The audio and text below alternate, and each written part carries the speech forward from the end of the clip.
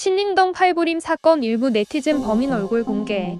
경찰에 따르면 조 씨는 전날 21일 오후 2시 7분 신림동 지하철 인근 상가 골목 초입에서 한 남성을 흉기로 찌른 뒤 골목 안으로 이동하며 약 3분간 행인 3명에게 흉기를 휘둘렀습니다.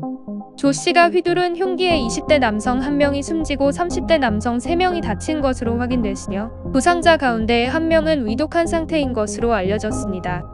현장 CCTV에는 검은 상의를 입은 조 씨가 길을 걷던 한 남성에게 갑자기 달려들어 흉기를 휘두르는 모습이 담겨졌으며 또 몸싸움 과정에서 넘어진 조 씨는 곧바로 일어나 앞쪽에서 걸어오던 또 다른 남성에게 달려들어 재차 흉기를 휘둘렀습니다.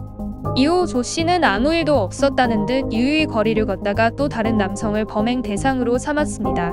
이 끔찍한 장면을 목격한 행인들이 놀라 뛰어가는 모습도 보입니다. 범행 직후 골목을 벗어난 조 씨는 인근 주차장에 서 있다가 경찰이 테이저건을 겨누자 맞은편 스포츠센터 앞 계단에 주저앉았다가 현행범으로 체포됐습니다. 조 씨는 체포 과정에서 왜 나한테 이렇게 열심히 살았는데도 안 되더라고 말하기도 했습니다. 알고 보니 조 씨는 폭행 등 전과 3범이었으며 어린 시절부터 폭행 등 혐의로 법원 소년부로 14차례 성취된 전력이 있는 것으로 조사됐습니다. 또 이번 사건 피해자 4명과 모두 알지 못하는 사이라고 경찰이 밝혔습니다. 인천 주거지와 서울 금천구에 있는 할머니 집을 오가며 생활한 조 씨는 범행 직전에도 할머니 집에 들른 것으로 파악됐습니다. 경찰은 이날 오후 조 씨 주거지 2곳을 수색하고 휴대전화 1대를 이미 제출받았습니다. 이후 조 씨는 경찰의 마약 가니시아 검사에서 음성 반응이 나온 것으로 밝혀졌습니다.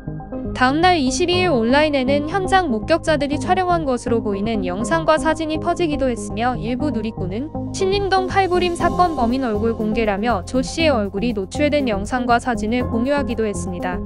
조 씨가 한 남성을 흉기로 수차례 찌르는 장면이 담긴 영상도 무분별하게 확산하면서 이를 본 누리꾼들이 정신적 충격을 호소하기도 했습니다. 경찰은 조 씨를 상대로 자세한 범행 경위와 동기를 조사한 뒤 구속영장을 신청할 방침이라고 밝혔습니다. 이상 다모아 뉴스였습니다.